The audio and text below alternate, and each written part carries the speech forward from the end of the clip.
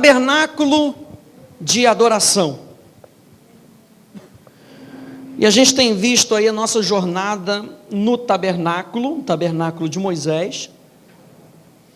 E a gente viu a aula passada sobre o acesso, as portas, o véu. E a gente usou João capítulo 14, verso 6, dizendo, Jesus dizendo, eu sou o caminho, a verdade e a vida. Ninguém vai ao Pai senão por mim. Jesus é esse acesso à presença de Deus. E nós recebemos isso e adentramos numa nova dimensão, a dimensão do novo nascimento. Hoje nós vamos ver o altar de bronze. O primeiro utensílio que a gente acha é o altar de bronze. Então, minha pergunta a partir de agora vai ser, o que é que nós manifestamos, se nós estamos querendo criar um lugar de encontro entre os homens e Deus, refletindo o caráter de Deus, o que nós manifestamos quando levantamos um tabernáculo ou um lugar de encontro com Deus? E a primeira coisa que nós temos que entender é a figura do altar de bronze. Ok? Está aí na sua apostila, Êxodo 27, de 1 a 5, acompanhe aí comigo, por favor, diz assim, farás também o altar de madeira de acácia, de 5 côvados será o seu comprimento, e de 5 a largura. E você já pode anotar aí, que 5, na simbologia bíblica, é o número da graça de Deus. Era quadrado, o altar era quadrado, 5 de comprimento e 5 a largura, será quadrado o altar, e de 3 côvados a altura, e 3 é símbolo de perfeição, completo, algo completo.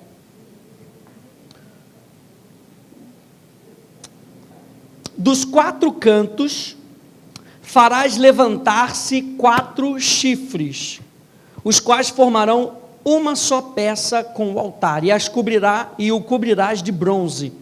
Far-lhe-ás também recipientes para recolher a sua cinza, e pás, e bacias, e garfos, e braseiros. Todos esses utensílios farás de bronze.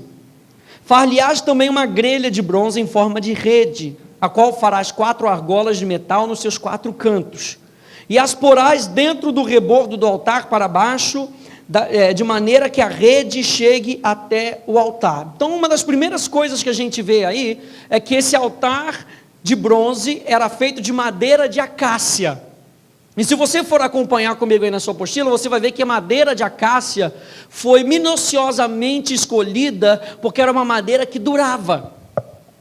Então você tem que entender que esse sacrifício que está aqui, esse altar, esse lugar, foi feito para revelar que era algo duradouro, era algo que estava sendo instituído e que não deveria terminar. Ele era feito de madeira de acácia, ou seja, uma madeira indestrutível, era algo feito para durar. E a segunda coisa que a gente vai ver, eu vou gastar um tempinho nisso aqui, é que esse altar era coberto de bronze.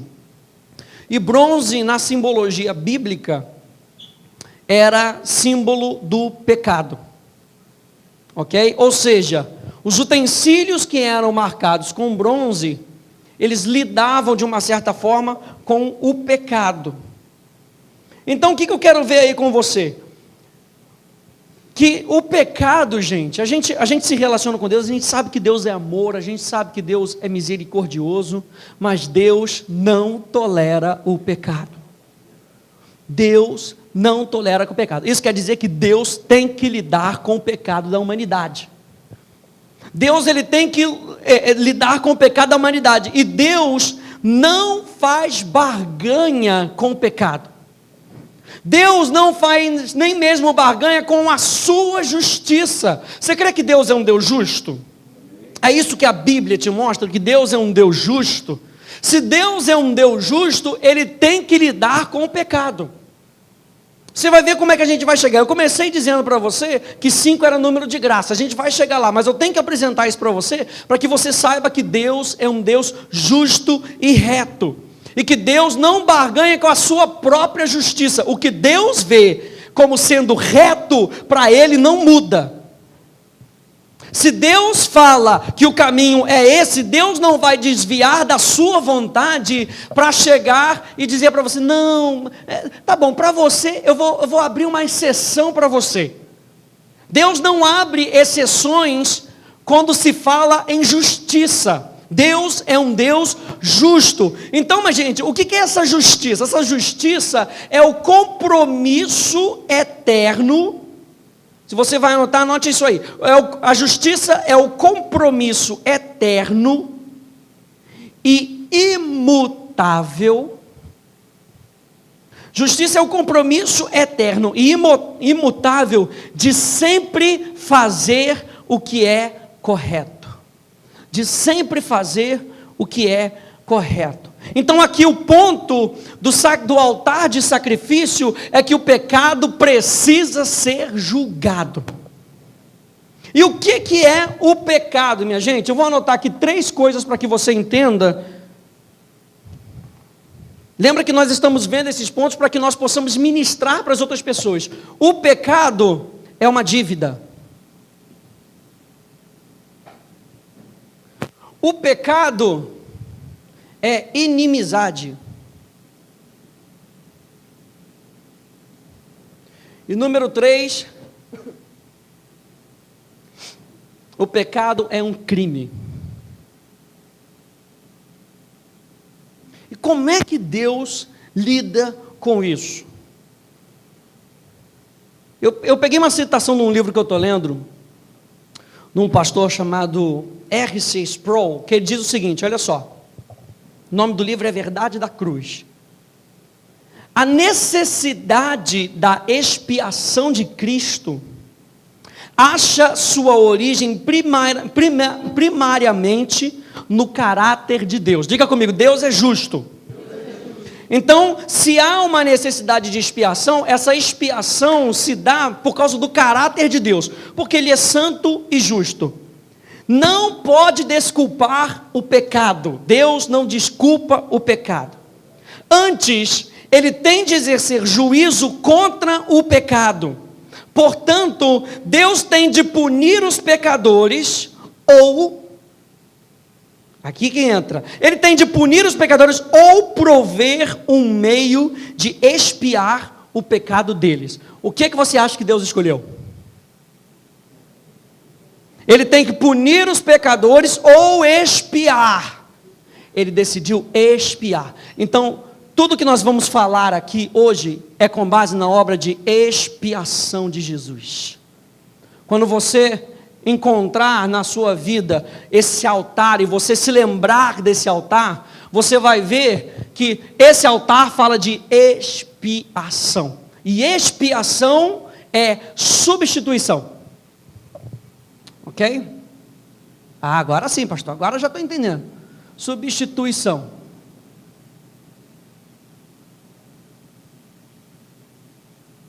Ou seja, o altar de bronze é Deus lidando com o pecado da humanidade.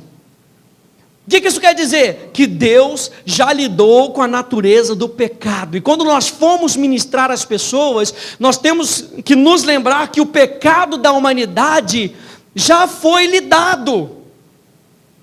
Se Deus é um Deus justo, olha só que interessante, gente. Se Deus é um Deus justo e precisa com que haja que justiça seja satisfeita, o que nós vamos ministrar para a pessoa? Punição e pecado? Ah, Deus é justo, Ele vai lidar com o seu pecado. Não, Ele já lidou com o pecado da humanidade. Então nós vamos ministrar, lembra que o altar 5x5 fala da graça.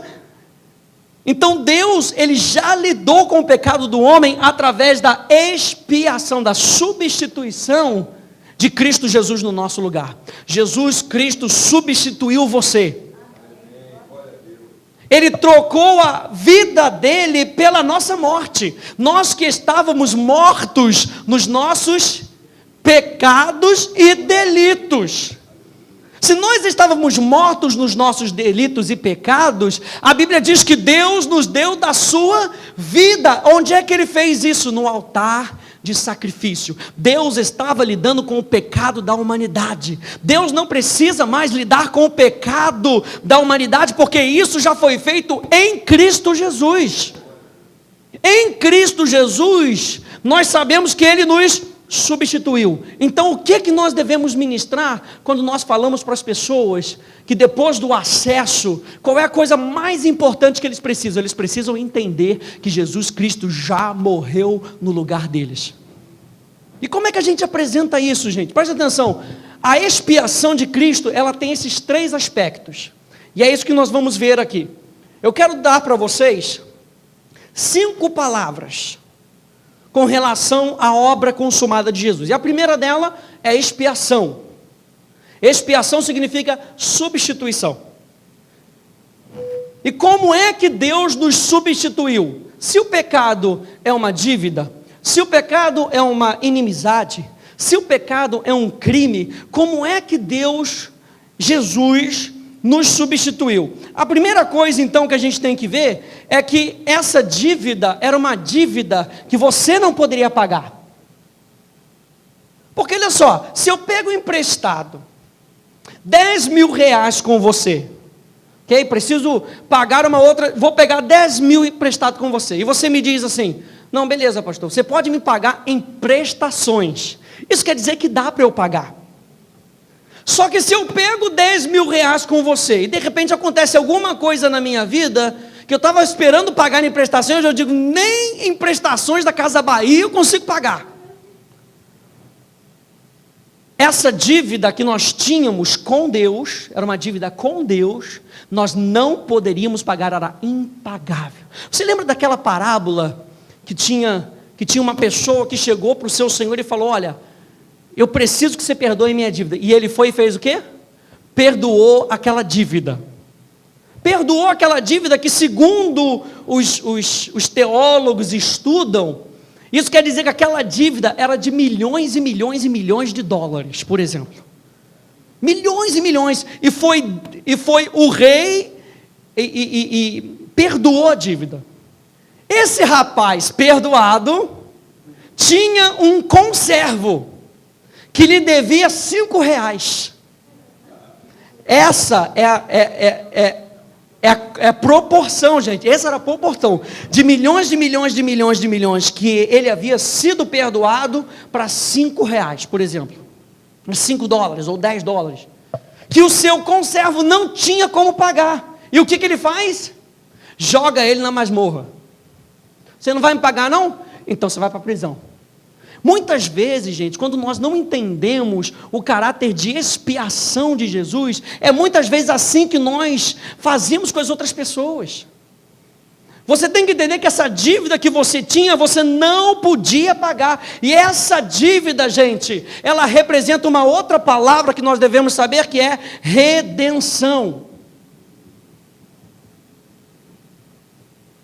E redenção, gente, é comprar de volta por valor. Redenção é comprar de volta por valor. Também significa resgate. Ou seja, na obra de expiação de Jesus, Ele pagou a sua dívida. A dívida que você não podia pagar com Deus, Ele foi o teu fiador. Aleluia. Jesus foi o teu fiador.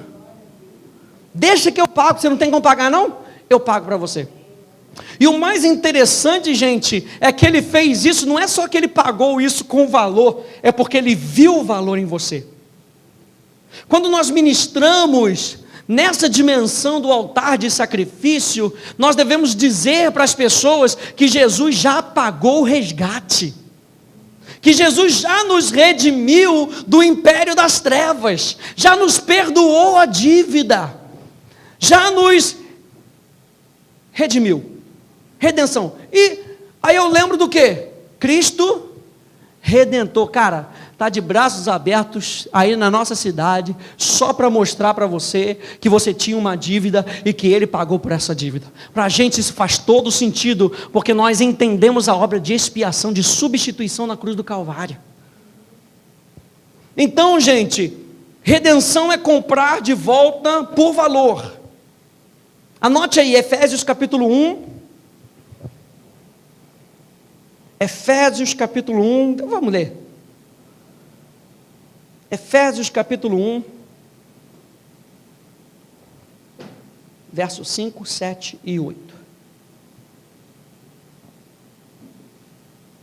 Então, quando nós falamos sobre o altar de sacrifício, nós estamos falando sobre a morte de Jesus.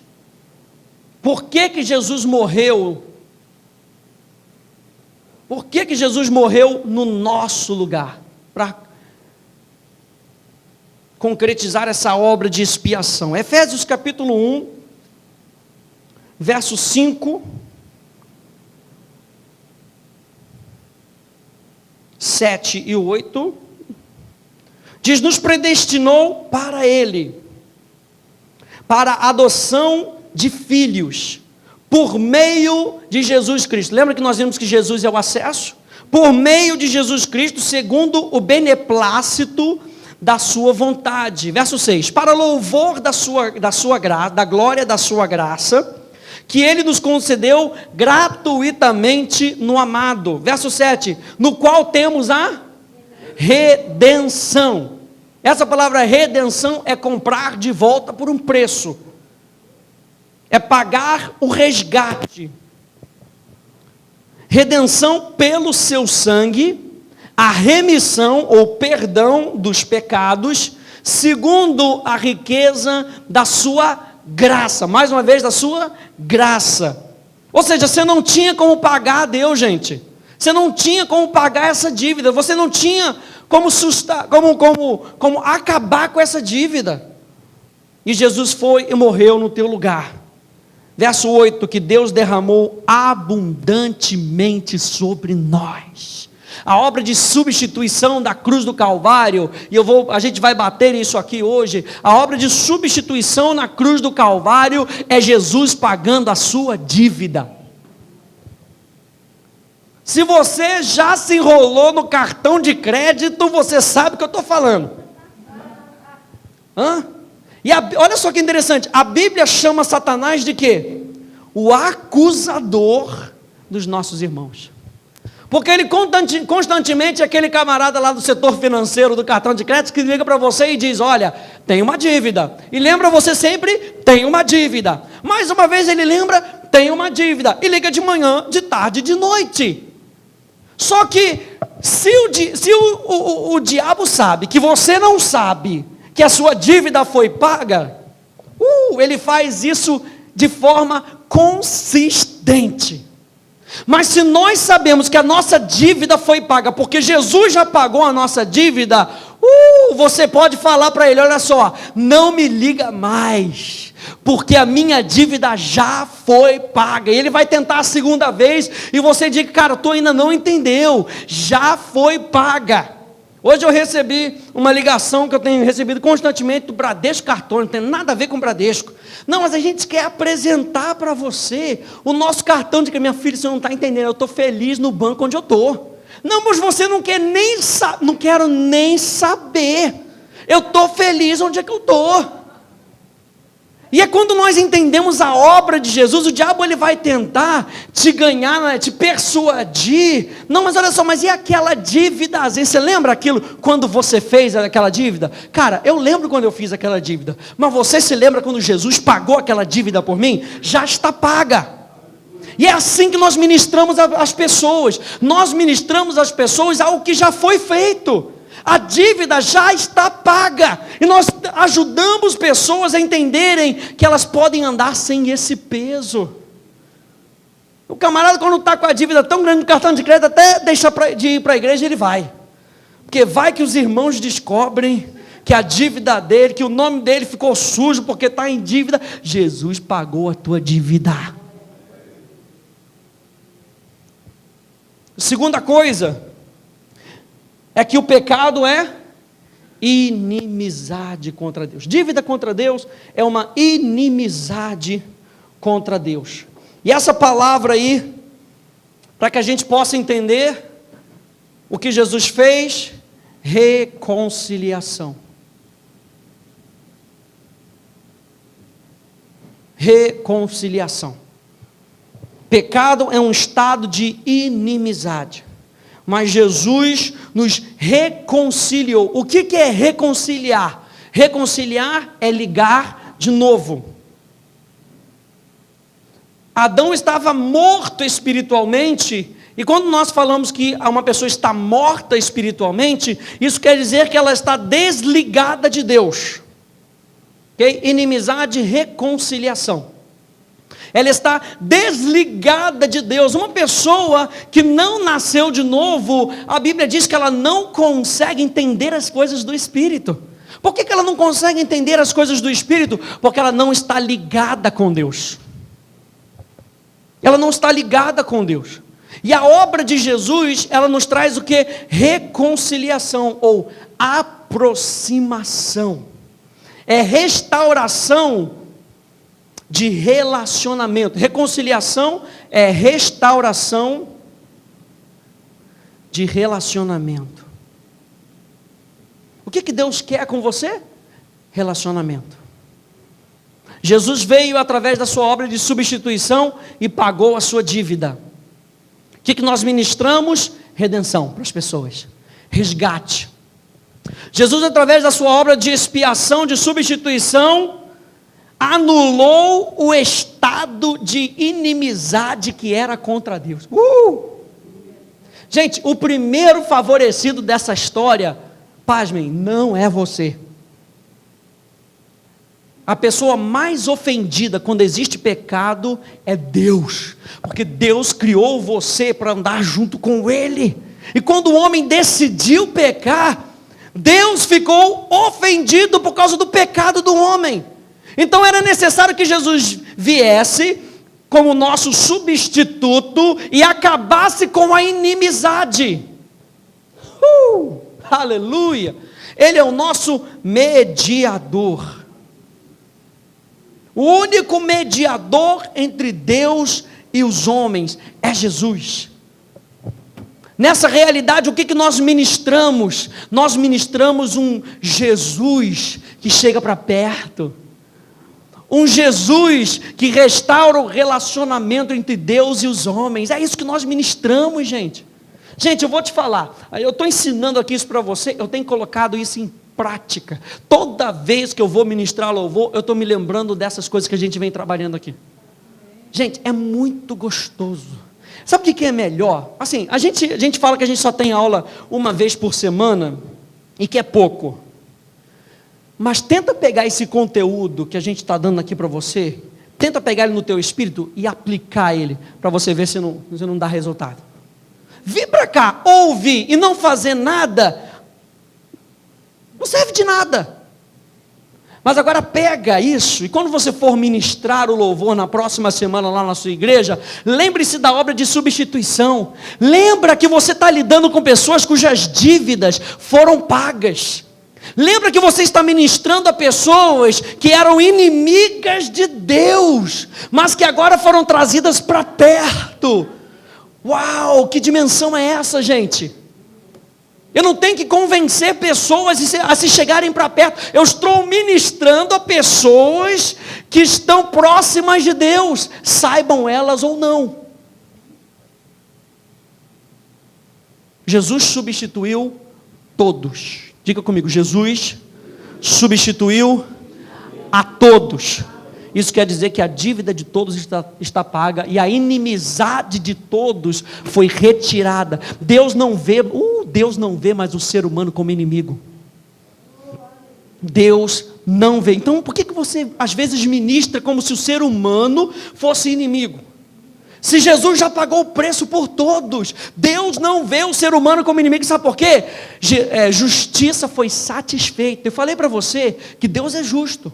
Tinha que haver justiça. Justiça foi satisfeita em Cristo Jesus. Reconciliação, gente. Abra comigo em 2 Coríntios. Na realidade está aí na sua apostila. 2 Coríntios capítulo 5. Verso 17 a 21. 2 Coríntios 5, do verso 17 a 21, diz assim: e assim, se alguém está em Cristo, é nova criatura. Se você já passou desse acesso, você é nova criatura. Diga comigo, eu sou nova criatura. E aí continue lendo comigo assim: as coisas antigas já passaram, eis que se fizeram novas. Verso 18, ora, tudo provém de Deus, que nos reconciliou consigo mesmo por meio de Cristo e nos deu o ministério de reconciliação. Por causa da obra de substituição, Ele nos reconciliou com Deus, toda a humanidade, e nos deu aqui, diz assim, verso 19, olha só, a saber que Deus estava em Cristo, reconciliando consigo mesmo o mundo, não imputando aos homens as suas transgressões, e nos confiou a palavra de reconciliação. Nós fomos reconciliados, e nós temos essa palavra para anunciar para o mundo, que Deus deseja se reconciliar de maneira prática com o homem. Nós temos essa palavra dentro de nós, verso 20, de sorte que somos embaixadores em nome de Cristo, como se Deus exortasse por nosso intermédio. Em nome de Cristo, pois, rogamos que vos reconcilieis com Deus. Verso 21, aquele que não conheceu o pecado, Ele o fez pecado por nós, para que nele fôssemos feitos justiça de Deus. O que significa ser justiça de Deus? Ser justiça de Deus é ter a capacidade de testemunhar do caráter de Deus. Ser justiça de Deus é dizer que Deus é justo, que Deus é bom, que Deus é misericordioso, que Deus é gracioso, e que aquilo que Ele fez por você, Ele também fez por todas as pessoas. Isso é ser justiça de Deus, gente. É a capacidade de imitá-lo, seguindo a sua justiça e a sua retidão. Ser justiça de Deus é ser um porta-voz da justiça. Anote isso aí. Ser justiça de Deus é ser um porta-voz da justiça. Ser justiça de Deus é ser um porta-voz da justiça, da bondade e da verdade de Deus. É ser um porta-voz da justiça, da bondade e da verdade de Deus. Então, gente, a obra de expiação, de substituição de Cristo acabou com a nossa dívida, acabou com a inimizade. E o terceiro ponto da obra de expiação de Jesus, acabou com aquilo chamado crime. E a palavra que Jesus fez aqui foi justificação.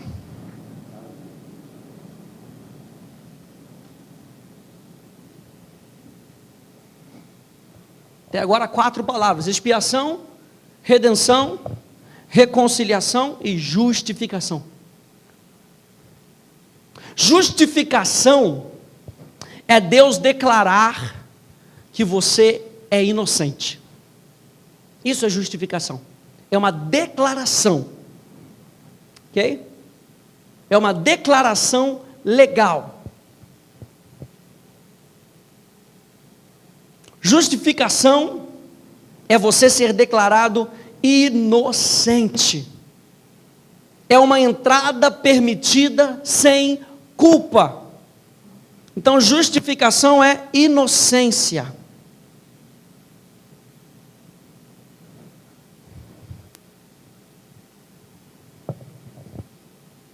E é assim que nós devemos ministrar. Nós devemos ministrar então as pessoas com relação à substituição de Jesus, a redenção, a reconciliação e a inocência. Por isso Jesus diz que nós devemos nos aproximar de Deus como crianças, que crianças são inocentes, elas não entendem o crime que Adão cometeu, Se elas não entendem o crime de Adão, que foi rebeldia contra Deus, elas agem com inocência. Por exemplo, uma criança vai e você não falou nada para ela, que ela não poderia pegar o biscoito antes da comida, ela vai e pega o biscoito. Por que você trata elas como culpada e briga com a criança, se você não avisou para ela que aquilo ali estava errado? Então veja bem, para ela não fez nada de errado. Ela entra e sai, entre aspas, da sua presença. Se você está ali na cozinha, ela entra na cozinha e sai, e ela não fez nada de errado. Ela entra, conversa com você, ela não tem vergonha. Você entende? Que quando o diabo vem para nos acusar de algo que nós cometemos contra Deus, a primeira coisa que ele gera em nós é culpa e vergonha, para te afastar de Deus. E ele aponta o dedo para você, dizendo: você é um criminoso, rapaz. Você é um criminoso. Mas Jesus veio e morreu no seu lugar. Não é que Deus colocou o crime debaixo dos panos. Jesus veio e cumpriu a sentença. Jesus veio e cumpriu a sentença do teu crime e do meu crime. Porque todos nós nascemos de Adão. E a Bíblia diz em Romanos que todos foram destituídos da glória de Deus. Isso quer dizer que todos nós, quando nascemos como criminosos. Mas Jesus morreu na cruz do Calvário para nos fazer inocentes.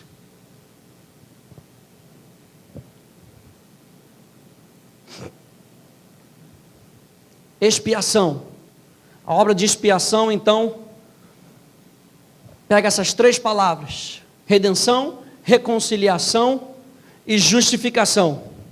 E aí vem uma última palavra: santificação.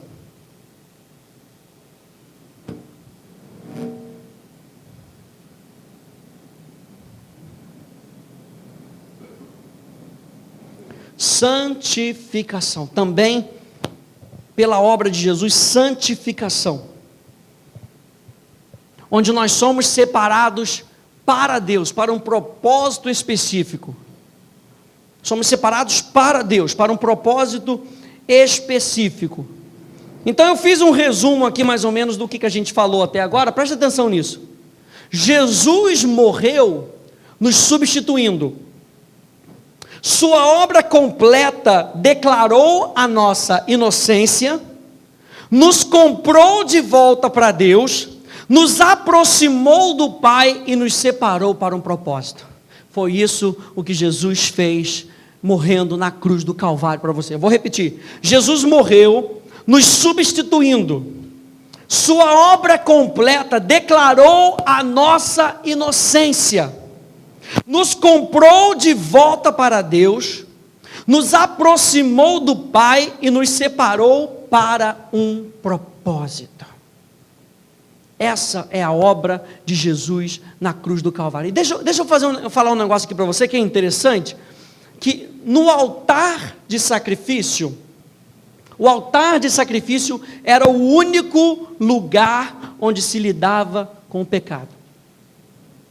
Em nenhum outro lugar, por mais que a gente vai ver, por exemplo, na semana que vem, que existia uma bacia de bronze, o lugar para se lidar com o pecado é no altar de sacrifício. Ou seja, a cruz já lidou com o nosso pecado.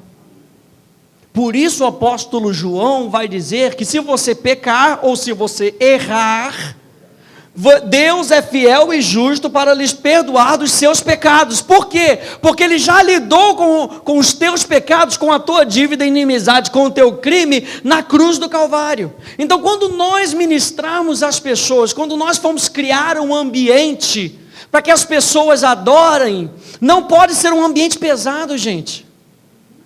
Tem que ser um ambiente onde as pessoas saibam que a dívida delas já foi paga, que não há mais inimizade e que elas não vivem no crime. Esse é o ambiente que nós devemos lidar com as pessoas. Quando nós falamos da cruz, nós já falamos isso, que a cruz é símbolo do amor de Deus. E gente, por que foi interessante a gente marcar que o altar era 5x5? Porque tudo isso aqui foi feito por causa da graça de Deus. Você não conseguiria fazer nada disso.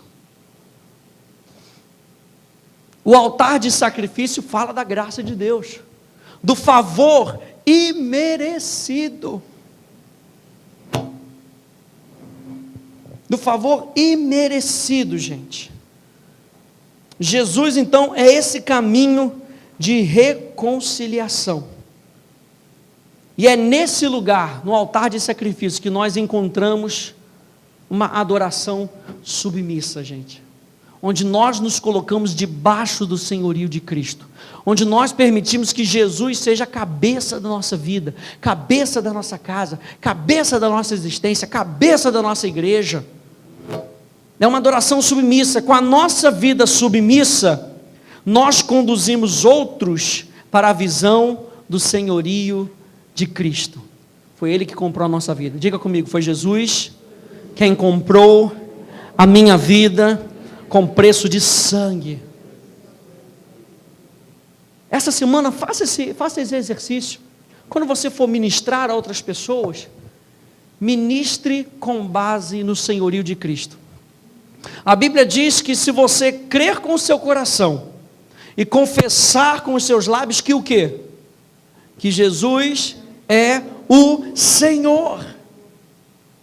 Se Jesus é Senhor, isso quer dizer que Ele comprou a sua vida, e você agora está colocando a sua vida debaixo dele. Como é que Ele comprou a sua vida? Ele pagou a sua dívida. Foi Ele que acabou com a inimizade entre Deus e o homem, entre o homem e Deus, porque Deus não estava com raiva do homem. Deus se ira contra o pecado, e não contra o homem. Mas o pecado estava alojado dentro do homem. O homem não podia fazer nada. Por mais que ele pegasse os 10 mandamentos, ele não conseguiria cumprir os 10 mandamentos. Por que ele não conseguiria cumprir? Porque o objetivo dos 10 mandamentos era lembrar para o homem que ele precisava de um Salvador. E esse Salvador já declarou para você que a sua dívida foi paga. Quantas pessoas se relacionam com Deus com dívida? Não, eu tenho que dar para Ele, para poder aplacar a ira de Deus, porque eu tenho uma dívida. Não, essa dívida já foi paga. Gente, isso aqui é básico do cristianismo. E a gente tem que se alegrar com isso, gente. Esse básico do básico que transformou a nossa vida. Às vezes a gente fica esperando uma pregação, meu Deus, o que ele vai falar diferente? Não, Paulo falou o seguinte, cara, eu tenho isso, tenho aquilo outro, o que eu quero pregar é Cristo e Cristo crucificado, ponto. Tudo que Paulo pregava tinha Cristo crucificado. Mas lá vem Paulo falar da obra de expiação de novo, cara. Essa escola de tirano está muito chata, cara. Porque se você não entender a obra de Jesus, primeiro você não consegue adorar a Deus, porque você não vai adorar a Deus da maneira como Ele deseja. Romanos capítulo 12 vai dizer assim, olha só: rogo-vos, pois, irmãos, pelas misericórdias de Deus, que apresenteis o vosso corpo, ou seja, sua existência natural. E essa existência natural tem que ser um sacrifício vivo, santo e agradável. Quem é o sacrifício vivo? Jesus. Jesus é o cordeiro que foi morto, mas ressuscitou. Ele é o sacrifício vivo, Ele é o sacrifício santo, Ele é o sacrifício agradável a Deus. A única adoração que Deus aceita é Cristo, e Cristo habita em mim e em você. Então toda vez que você for adorar a Deus, através do seu corpo, da sua existência natural, a tua existência natural deve declarar que você não tem mais dívida. A tua existência natural deve declarar que você não é mais inimigo de Deus. Já brigou com alguém? E aí é aquele teu amigão, e aí quando você briga, o que você faz? Deixa de ligar, deixa de aparecer na casa. Aí vem alguém e fala, não rapaz, conserta aí. Fica chateado com ele, não rapaz, ele é assim mesmo, ele é flamenguista, é assim mesmo rapaz. Então, reconciliou, agora você não sai mais da casa do mané. O que Deus quer quando Ele expiou a sua vida, quando Ele substituiu a sua vida, é a restauração de relacionamento. O que Deus quer é com que você entenda que aquele crime Ele não prescreveu, não. O crime foi cumprido, aquela sentença, e Deus te declarou inocente. Ele te declara inocente para que você possa andar com Ele. Deus morreu na cruz do Calvário, número 1, para restaurar o seu relacionamento. Número 2, para que você pudesse fazer a obra de Deus com Ele. Com Ele, básico do básico de princípios teológicos de adoração. A adoração só acontece através da cruz de Cristo. Sem o entendimento da cruz de Cristo, não há adoração genuína nem adoração verdadeira. Expiação, substituição, dívida, redenção, inimizade, reconciliação, crime, justificação e santificação. Jesus Cristo é o caminho para Deus. Então, gente, o altar fala da obra de salvação. Você pode anotar, até na tua primeira página aí, onde tem essa figura do altar, bota aí, a obra de salvação de Jesus. É isso que nós ministramos para as pessoas. Às vezes a gente quer conceitos muito elevados teologicamente, a gente esquece desse básico, que nós fomos salvos por Jesus. É tão gostoso falar, você não precisa ser evangelista para amar a cruz não, gente. Você precisa ser filho de Deus, entender aquilo que Jesus fez por você, e aí te faz amar essa verdade. Você sabia que a cruz era um negócio tão horrendo, que romano nenhum poderia ser pendurado na cruz. Era um negócio tão vergonhoso, que a lei romana não permitia que algum romano fosse pendurado na cruz. Olha só, que é um negócio vergonhoso. Jesus pagou pela tua vergonha. Jesus pagou pela tua culpa. Você se alegra com isso, gente? Que é isso? Cruz credo. É maravilhoso você entender que Jesus pagou o preço pela tua vida. Então, o altar fala da obra de salvação. Ajude pessoas a entenderem a obra salvadora de Jesus e como isso afeta a adoração deles. Pode anotar, é como se fosse uma declaração para essa semana, exercício de casa. Ajudar pessoas a entenderem a obra salvadora de Jesus e como isso afeta a nossa vida de salvação. Ajudar pessoas a entenderem a obra salvadora de Jesus.